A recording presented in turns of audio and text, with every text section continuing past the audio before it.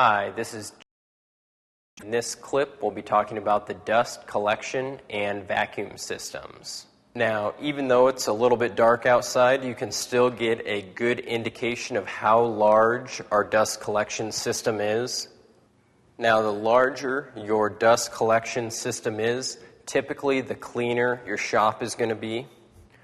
Most machines will have some type of a dust collection port built into them, so you can just take pipe and run it right into the machine, and that's going to pull up any dust, wood chips, or other debris that gets put through the machine.